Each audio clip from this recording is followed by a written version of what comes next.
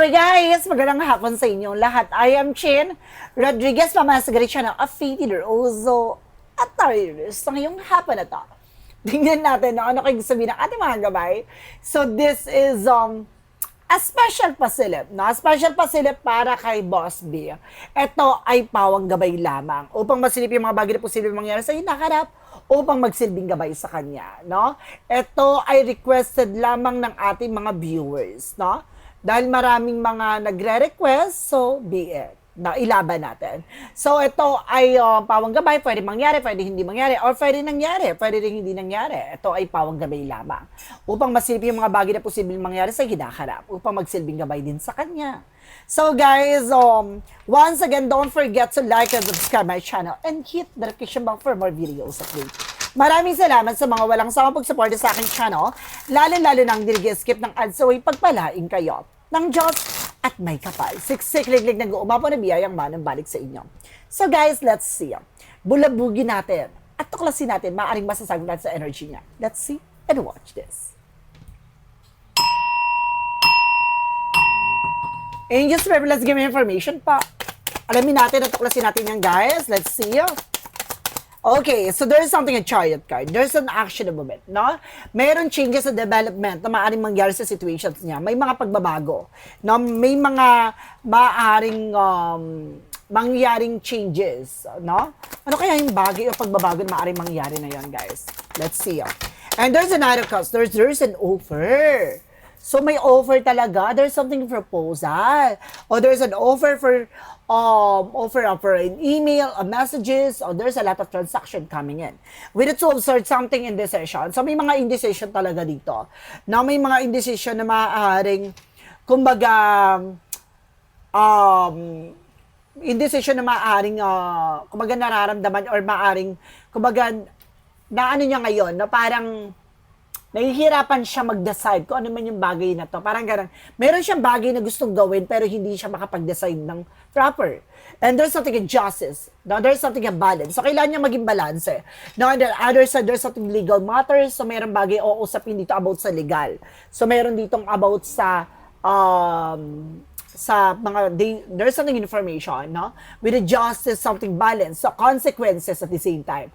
So, mayroon ditong bagay na maaaring maging or maaaring kalalabasan. There's a good and bad thing. Yung consequences with the justice card, ha? Cause and effect yun. Ibig sabihin, bawat sa action and decisions ay maaaring mag-reflect sa kanya. Kaya kailangan pag-ingatan niya. Kaya pala nagkakaroon siya ng indecision.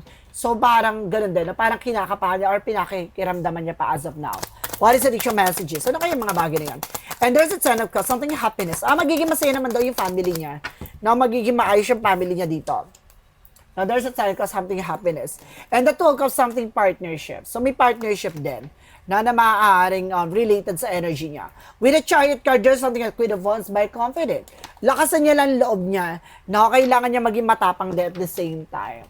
Now, what is the Knight of Cups? Ito yung gusto ko malaman. What is the Knight of Cups represent what? The Knight of Cups represent what?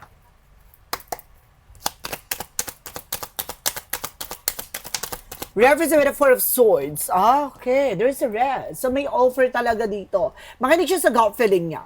Now, itong offer na to kailangan niya mag-pay attention. No? Something, rest. Sa kailangan ng pahinga. No? And there's an offer for what? No? Kailangan niya makinig sa gut feeling niya, guys. And there's a Five of Wands. So, mayroon ditong bagay na parang gusto niya, na parang nahihirapan siya mag-decide na maaaring magdadala sa kanya ng complication.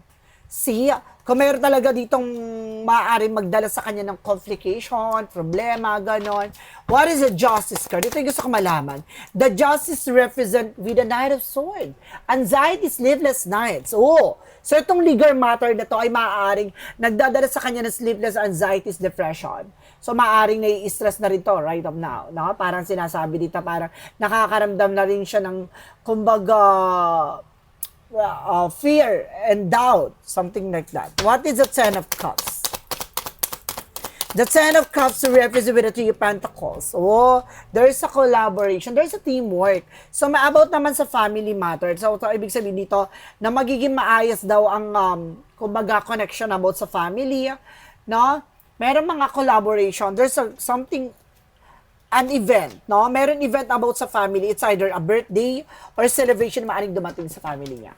What is the Two of Cups? Represent, guys, with Nine of Pentacles. There's a potential for abundance. Itong partnership na to ay maaaring, kumbaga, may potential para maging malago sila. Na maging masagana sila na sa buhay niya. What is the Queen of Wands and the Chariot card? The Queen of Wands and the Chariot card represent with the Knight of Swords. There's something success driven. So, bibilis ang takbo ng situations. The more confident siya, the more na magsasucceed siya. Kaya confident is your key to success. What is the Knight of Cups and the Four of Swords? Represent, guys, with the King of Swords. Stop the pattern. So, may offer talaga na parang putulin talaga. No, kung ano man yung bagay na nasimulan niya, parang, kumbaga, kailangan niyang kumbaga mag-pay attention doon. So parang ganun, may nag-offer sa kanya dito na kailangan niyang kumbaga mag-lie low. Ibig sabihin mag-lie low, no, or kumbaga unti-unting kumbaga umiwas, ganon. And of course, there's something a death card. O, ito ha, nagkakaroon ng indecision, no? Difficult decision with the Five of Wands na maaaring magdala ng complication sa kanya na meron about sa death card. No, it's either an ending and new beginning or meron ditong tungkol about sa death card, no? Kasi may death card, ay nakita niyo yan, na magdadala sa kanya ng complication. So, ibig sabihin dito, nagkakaroon siya ng indecision. So, nagkakaroon siya ng anxiety, sleepless nights, ganon. So, pag lumabas siya sa Seven of Swords, there's a cheating lying, ha? What is the Ten of Cups? Because the Three of Pentacles. Represent with a Page of Wands. So, there's something good news. May magandang balita naman daw pagdating sa family niya. No, ano man yung plano nila with their families, no, magandang balita naman daw. So, mayroon daw information din dito with the legal matters na maaring, kumbaga, mag-message sa kanya o tumawag sa kanya o may paparating talaga information. And there's the Sun card with the pure positive outcome. So, magiging maganda at positibo naman daw pagdating yung family. Oh, there's a Nine of Pentacles. Kailangan lang maging secure. Not maging, kumbaga, at the same time, there's a practicality. No? What is an outcome? For the outcome, represent there's something with the Three of Cups. The third party, a celebration. So, kailangan niya talaga ng lakasan ng loob niya. No? Kumbaga, kailangan niya talaga ng decision talaga dito. No? Na kailangan gawin. Now, there's something in happiness. Mayroon daw event eh. And there's something, I feel may birthday talaga sa family niya. Or magbe-birthday sa family niya. Or may birthday dito na maaring daluhan, gano'n. And there's a Six of Wands, so there's a victory. So maaring mayroong bagay na maaring, yun nga, nagtagumpay. No? So ibig sabihin dito may lalaki na maaring, kumbaga, there's something an offer sa kanya na para babago yung eksena, gano'n. What is additional messages with the Two of Swords and the Five of Wands with the Death card? So, represent, guys, with a Hangman. Something stuck. Oh my God! Ibig sabihin itong that card na to, di ba, syempre, inaano niya, no? Binablog niya about kay Rene. So, there's a possibility na maaaring nagkakaroon siya ng indecision about doon kasi maaaring magdala sa kanya ng komplikasyon yun. So, yung information na ginawa niya ay maaaring magdadala sa kanya ng komplikasyon hanggang sa maipit siya sa situations. So, maipit talaga siya dito at the end of the time. So, kaya pala may legal matter. No? What is the additional messages? What is additional messages? With the King of Cups. Oh. Now, there is something devoted naman daw to at supportive naman daw pagdating sa family. Okay, there's a Five of Swords. Now, there's something self-sabotage. So, gigisayin sa sariling mantika. The way na parang, kumbaga siya mismo yung naglagay sa kanyang kasasadlakan. So, kumbaga, ginawa niya yung bagay na yon at yun yung bagay na maaaring magdala sa kanya para maipit siya sa eksena.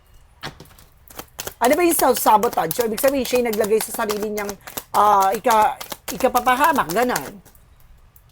And there's something at Temperance. So, may divine intervention talaga sa kanya dito. May mga paalala sa kanya dito na kailangan niya mag-pay attention. Let's see, what is the additional messages? Ano pa maaaring masasagot sa energy niya?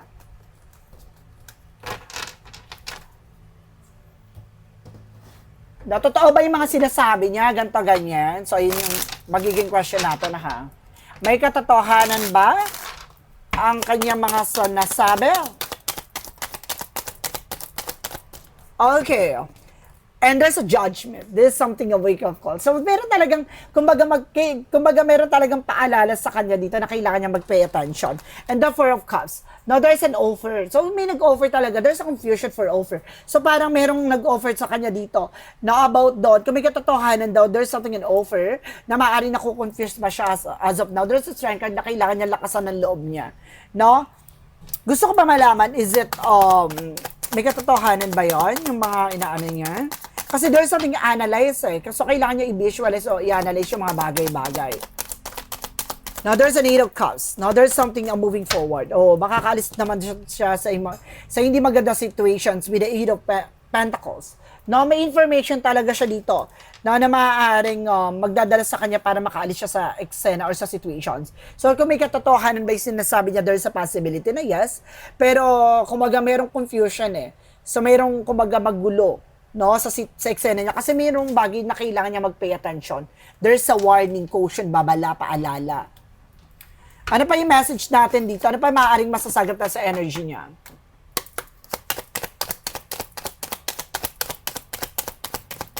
Ano yung maaaring magbigay gabay sa kanya? There's a long-term success. Okay, magkakaroon na pang matagalang tagumpay. Okay, there's a Ten of Pentacles for long-term success. And there's something a Queen of Swords, clear the boundaries. So, meron bagay na kailangan niya mas maging wise. Dapat malayo pa lang tanong na tanong niya na yung magiging outcome or possibilities. With the 2 of Wands by choices. Piliin niya lang yung mga tao pagkakatiwalaan niya, ha? There's a first step. Meron siyang unang hakbangin na kailangan gawin talaga. And there's a Three of Swords. No, there's a pain. No, maaaring madidisappoint siya or maaaring, maaaring nagdala sa kanya ng trauma to or there's something, okay, there's something betrayal. So, there's a possibility na maaaring meron dito betrayal. What is the additional messages? So, Three of Swords, something, a pain, no, heartbreak, na parang ganun, no? Third party, yes, ganun. And there's a may ipit siya sa situations, guys. No? Mayroong bagay na maaaring maipit siya sa situation. Hindi siya makakilos, hindi siya makagalaw. So, there's a possibility na kaya siya nag-change ng, kumbaga, informations that because of parang iniipit din siya. Ganun. So, let's see. What is the additional messages pa tayo? Kaya pala, parang pinaalalahanan siguro. Kaya lumabas yung judgment kanina eh. Na parang nag-warning sa kanya, ganyan. There's a star card for healing and recovery. Makaka-recover naman daw siya. No? Now, there's a 10 of Wands, something burden. So, maraming obligation, responsibility siya sa ngayon. And there's a 6 of Swords. Parang gusto niya na lang daw makaalis sa hindi magandang eksena. No, gusto niya dumistansya. So, parang mayroong chance na maaring lumaylo to at the end of the time. So, let's see. What is the additional messages tayo? From what lies beneath, we hear the future.